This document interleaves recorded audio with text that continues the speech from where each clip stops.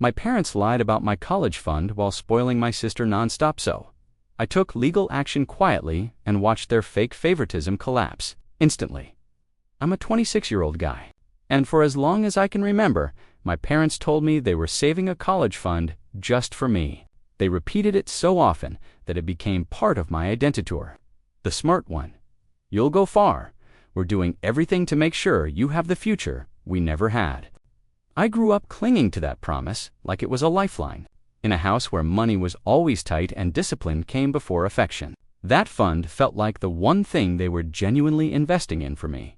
Meanwhile, my younger sister Chloe lived a completely different reality. She'd come home with shopping bags dangling from both arms, bragging about their little weekend surprise trips. New shoes, new dresses, new makeup hauls, things I never asked for and never expected. Anytime I questioned it, even lightly, my mom would sigh and say, "You're the older one. You can wait. You know, we're saving your money for something important." My dad would nod and add, "Be patient. Your time will come." And I believed them. I really did. I worked hard, kept my grades high, stayed out of trouble, took on extra responsibilities at school. I kept telling myself it would all pay off, while Chloe floated through life without consequences. I tried to be the dependable one, the mature one, the son they could be proud of. I remember late nights studying at the kitchen table, the dim yellow light buzzing above me, the smell of my mom's chai lingering in the air. I would imagine what college would feel like: freedom, opportunity, finally stepping into the world I'd been preparing for, so when the time came to start college applications, I felt this quiet excitement growing in my chest. Everything I had worked for was finally aligning. But I didn't know then that the foundation I trusted my entire life was about to crack loudly, painfully, and all at once. I walked into the living room that evening carrying a folder filled with brochures, deadlines, and scholarship lists.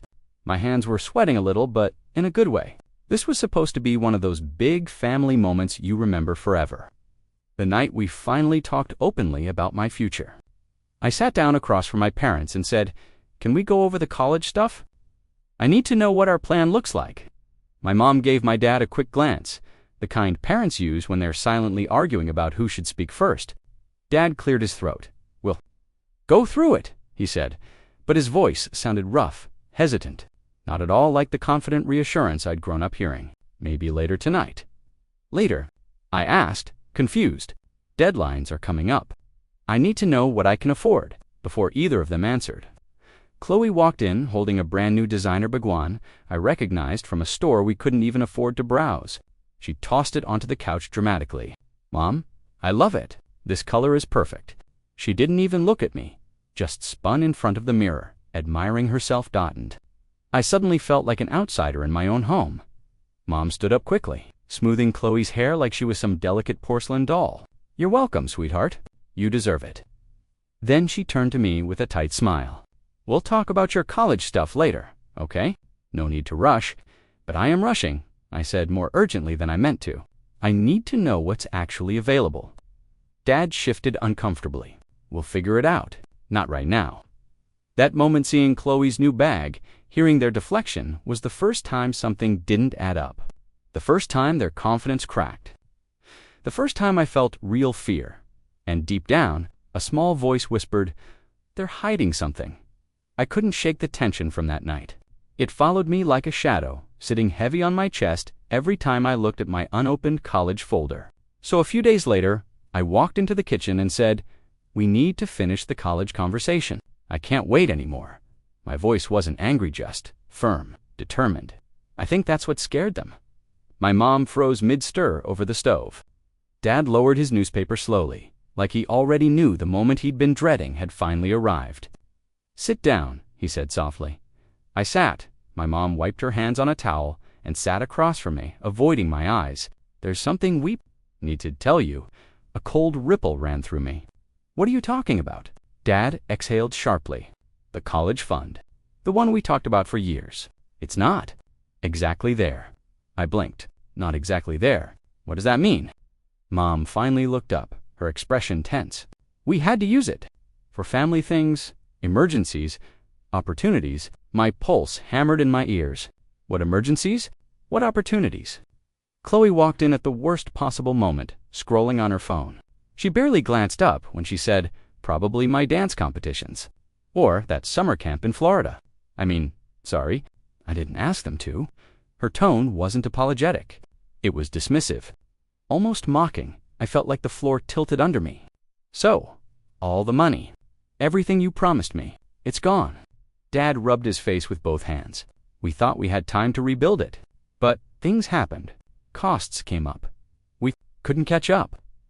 "So you lied," I said quietly, not yelling, not crying, just stating the truth. Mom's lips trembled. "We didn't lie. We delayed the truth." That line hit me harder than anything, and in that moment, with Chloe humming happily as if none of this mattered, I realized something was terribly, terribly wrong, something they still weren't telling me. After that kitchen confession, something inside me snapped, not in anger, but in clarity. I couldn't just take their word for it anymore. That night, after everyone went to bed, I sat at my desk with the dull hum of the ceiling fan above. Mian opened the old metal drawer where my dad used to keep family documents. My hands were shaking, not because I feared what I'd find, but because deep down, I already knew. I found old tax folders, dusty envelopes, bank statements folded into messy stacks. The paper smelled like old ink and forgotten promises. As I sifted through them, I kept hearing my mom's voice from childhood. "We're doing this for you. We believe in your future." Every memory of those reassurances felt like tiny knives. After an hour of searching, I finally found it, the original college fund document with my name on it. My chest tightened. It was real. They hadn't imagined it or exaggerated it. They had actually built something for me. Once, but when I flipped through the attached statements, my stomach dropped. Withdrawal after withdrawal after withdrawal. Each one lining up perfectly with times Chloe had special opportunities, new extracurriculars, last-minute trips, or expensive hobbies. There was even a line labeled Chloe's Enrichment Summer Program. A program I remembered because I spent that entire month mowing lawns to afford my own clothes for school. I kept reading until one entry stopped me cold. A large transfer labeled Investment for Chloe's Future. Not mine, hers. I leaned back in my chair, the breath knocked out of me. This wasn't negligence. It wasn't an accident. It was intentional. Strategic favoritism. They didn't just spend the money, they redirected it. And the worst part, if I found this in just an hour, what else was hiding in the paperwork they never let me see? A chilling realization formed in my mind. This might not just be betrayal. It might be illegal. I barely slept that night. Every time I closed my eyes, I saw those statements, numbers that were supposed to secure my future, drained into Chloe's piano lessons, vacations, and enrichment programs. By morning, my head felt heavy, my chest tight, but one thought kept repeating like a drumbeat. This can't be right. This can't be normal. I needed clarity. I needed someone who understood money and what parents were legally allowed to do. So I reached out to Mr. Patel, a family friend who worked as a financial advisor. I called him under the pretense of needing guidance about scholarship planning, but my voice must have sounded stressed because he immediately said, "Come by my office. We'll go through everything." When I sat across from him later that afternoon, the air smelled faintly of coffee and paper clean. Organized, nothing like the chaos in my head. I slid the documents across the desk, my fingers slightly trembling. "Hypothetically," I began, "if a fund was opened in someone's name, could parents just empty it without telling them?" He adjusted his glasses and scanned the pages quietly. The only sound was the rustling paper. Then he frowned. "If this account was legally created for you," he said slowly, "these withdrawals shouldn't have been made without your consent once you were old enough. And these transfers," he tapped the pages. "This looks questionable." I swallowed. "Questionable how?" "Inappropriate at best," he said. "Possibly a breach of fiduciary duty, maybe even misappropriation." Hearing those words made my heart pound. This wasn't just emotional betrayal anymore. This was something bigger, something with potential consequences. "So, is there anything someone in this situation could do?" I asked. He leaned back, studying me carefully. "If this were Ewan, I'm not saying it is you should consider speaking to a lawyer, quietly. And do not mention any of this to your parents yet. The room suddenly felt colder, quietly, privately, legally. Path ahead was shifting and I wasn't sure if I was more terrified or determined. I walked into the lawyer's office, expecting to be told I was overreacting, that families make mistakes, that miscommunication happens, that I should talk it out with my parents. A part of me even hoped for that. I wanted someone professional to say, it's unfortunate, but not illegal. At least then the betrayal would stay emotional, not something darker. But that's not what happened. My attorney, a calm woman named Ms. Rivera, read through the documents with a focus that made my pulse race. The sun through the window reflected off her glasses as she flipped page after page, frowning deeper each time. After a long silence, she said, "Before I explain anything, I need to ask, did you know your sister has a custodial investment account under her name?" I froze. What? She turned the screen toward me. This fund, this sizable one, was created around the same time as yours. But unlike yours, it wasn't drained. It's still active, growing. My mouth went dry. That money, where did it come from? She tapped the statement gently. From transfers originating in your fund. For a moment, I couldn't breathe. Chloe didn't just benefit from my money, she had an entire financial cushion built out of it. A future stability. The exact things I was told I would have if I just kept working hard and being patient. Ms. Rivera continued, her tone firm but not unkind. If your parents used assets assigned to you to fund another child's account without your consent, that is a serious violation. We're no longer talking about a misunderstanding. This is misappropriation. The word slammed into me. Misappropriation, not favoritism, not poor planning. A crime. She leaned forward. If you want to pursue this, you have a legitimate case. But you must gather more evidence and you cannot let them know you're looking. As I sat there, my heartbeat thundering in my ears, one thing became painfully clear. My parents didn't just betray me emotionally. They built Chloe's life using the future they stole from mine, and now I wasn't sure who they really were at all. Leaving Ms. Rivera's office felt like stepping into a different world, one where nothing in my childhood made sense anymore. I walked home replaying every moment where my parents told me to wait. Every time Chloe got something new because she needed it. Every time I convinced myself they were investing in me quietly. Behind the scenes, now I knew the truth. They weren't planning for my future. They were funding hers with my future. When I got home, I forced myself to breathe normally, to act normal. To be the son they expected to see, not the one who had just discovered the full extent of their betrayal. Mom was in the kitchen chopping vegetables, humming. Dad was watching TV. Chloe was on the couch with a brand new laptop, another sleek, expensive model I'd never even touched. She looked up casually. "Oh, hey," she said, flipping her hair. "Mom and Dad got me this, since I needed something better for my content classes."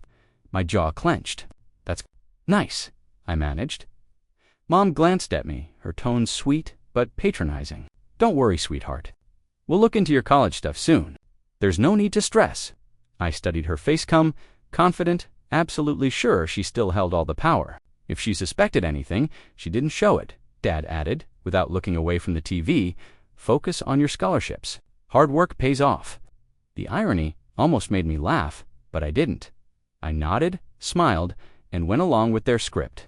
Because Ms. Rivera's instructions echoed in my mind, don't alert them. Not yet. Over the next week, I watched everything with a new lens.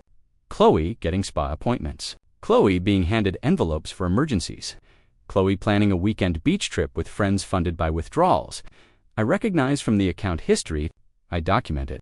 I copied statements during the night. I played the obedient son while building a case they knew nothing about. And then, one evening, while searching through another drawer of old files, I found something unexpected. Something I didn't even know existed. A second account, hidden under my name. And it wasn't empty, but it was worse than I imagined. When I opened that file, I expected maybe another set of statements, maybe old receipts, anything normal. But instead, I found a folder labeled with my name in my mother's handwriting. For a split second, I felt something warm in my chest, like maybe this was proof I'd been wrong. Maybe they had saved something. Maybe all this pain was a misunderstanding. But when I opened it, everything inside me collapsed.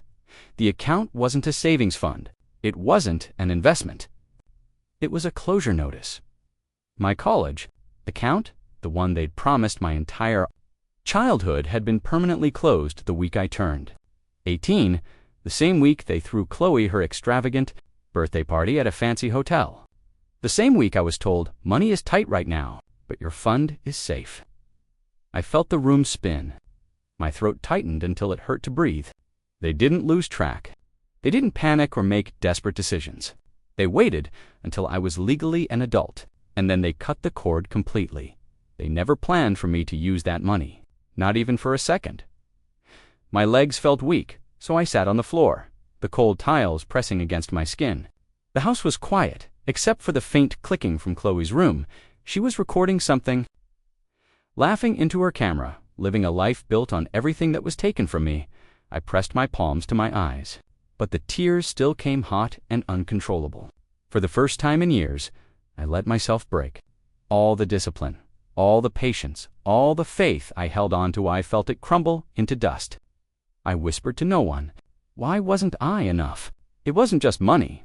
It was a lifetime of lies, favoritism, and a future stolen right out of my hands.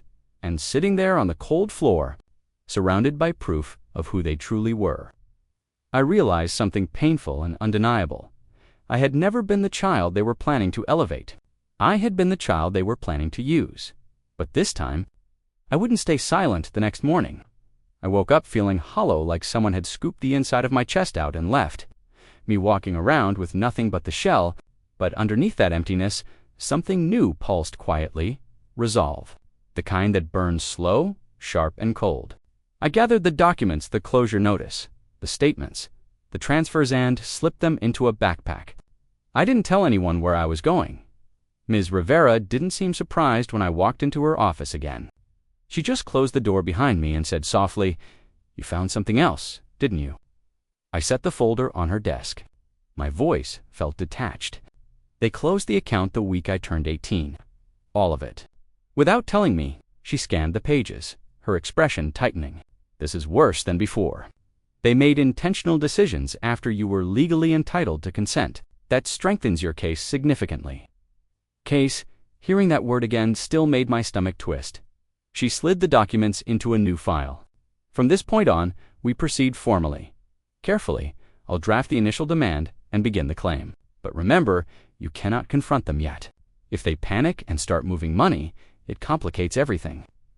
I nodded. I won't say anything. And I didn't. I went home and acted like nothing had changed. Mom asked me to help Chloe choose outfits for her beach trip. Dad asked why I wasn't applying to more scholarships.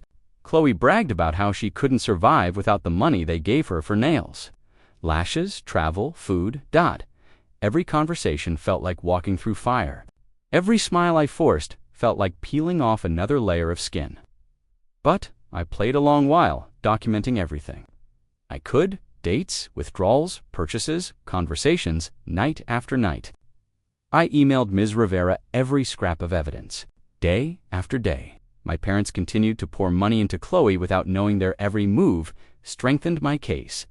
Then one evening, as I was coming down the stairs, Ms. Rivera called. Her voice was steady, controlled, but I heard the weight behind it. "We're ready," she said. "I'm filing." I felt my heart stop. Everything was about to change. I woke up feeling hollow, like someone had scooped the inside of my chest out and left me walking around with nothing but the shell. But underneath that emptiness, something new pulsed quietly: resolve. The kind that burns slow, sharp, and cold. I gathered the documents, the closure notice, the statements, the transfers, and slipped them into a backpack. I didn't tell anyone where I was going. Ms. Rivera didn't seem surprised when I walked into her office again. She just closed the door behind me and said softly, "You found something else, didn't you?" I set the folder on her desk. My voice felt detached. They closed the account the week I turned 18. All of it. Without telling me, she scanned the pages, her expression tightening. This is worse than before. They made intentional decisions after you were legally entitled to consent. That strengthens your case significantly. Case, hearing that word again still made my stomach twist. She slid the documents into a new file. From this point on, we proceed formally. Carefully, I'll draft the initial demand and begin the claim. But remember, you cannot confront them yet. If they panic and start moving money, it complicates everything. I nodded. I won't say anything. And I didn't. I went home and acted like nothing had changed. Mom asked me to help Chloe choose outfits for her beach trip. Dad asked why I wasn't applying to more scholarships. Chloe bragged about how she couldn't survive without the money they gave her for nails. Lashes, travel, food, Every conversation felt like walking through fire. Every smile I forced felt like peeling off another layer of skin. I played along while documenting everything I could: dates, withdrawals, purchases, conversations. Night after night, I emailed Ms. Rivera every scrap of evidence, day after day. My parents continued to pour money into Chloe without knowing their every move strengthened my case.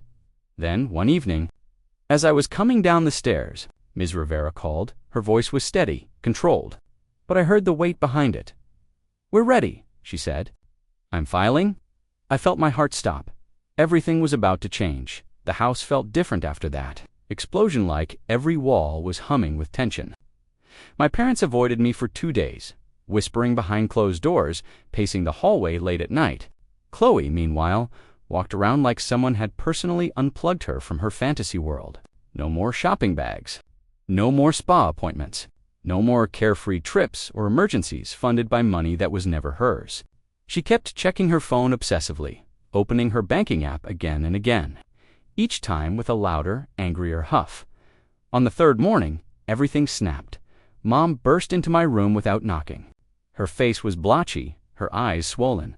"Please," she begged, voice shaking, "withdraw the claim. This is destroying us, destroying them."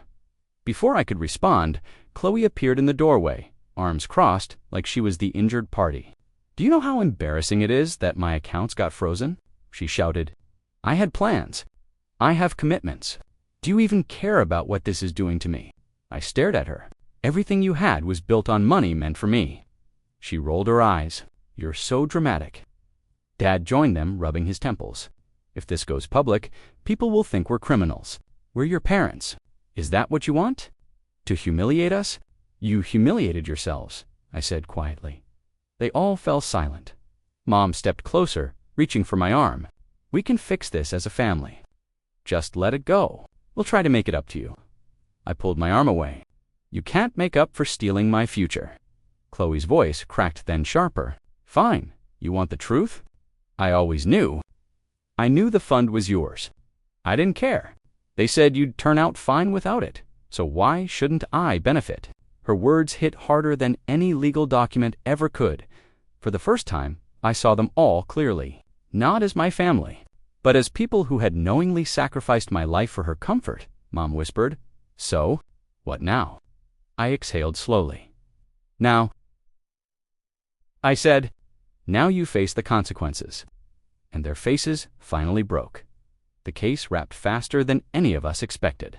Maybe my parents thought dragging it out would make me cave, or guilt would break me the way it used to. But Ms. Rivera was relentless, and the evidence was undeniable. Every withdrawal, every transfer, every document they signed, every lie they told, it was all mapped out, clearly stolen opportunities laid bare on paper. The judgment didn't send them to jail, but it did something far worse for people who lived off appearances. It exposed them. They were ordered to repay a significant portion of the misused funds and lost access to several of Chloe's accounts entirely. The court froze the investment built for my money and transferred partial ownership. Back to me, the silence in our house afterward was almost suffocating. Mom moved slowly, like she was aging in fact. Dad avoided eye contact. Chloe, she went from outrage to sulking to full-blown panic when she realized her future fund wasn't hers anymore. She slammed doors, threw things, cried loudly about how unfair everything was. For once, I felt nothing. I used the compensation to enroll in classes, finally pursuing the education that was supposed to be mine in the first place. I found a small apartment near campus, quiet, sunlit, and free of the constant weight of obligation. Moving out wasn't dramatic. I packed my things early one morning while the house slept. No speeches, no confrontations, just freedom. A week later, my dad called. His voice was strained. "We didn't think this would go this far," he said. "We didn't think you'd leave." "I didn't leave," I replied. I just finally chose myself. There was nothing left to say. I stood by my window that night, a soft breeze coming through the screen, city lights flickering below. For the first time in years, I felt something unfamiliar but powerful peace. They taught me the value of responsibility, but losing me taught them the cost of their lies. And the best part, I didn't need revenge. I just needed the truth to finally speak for itself.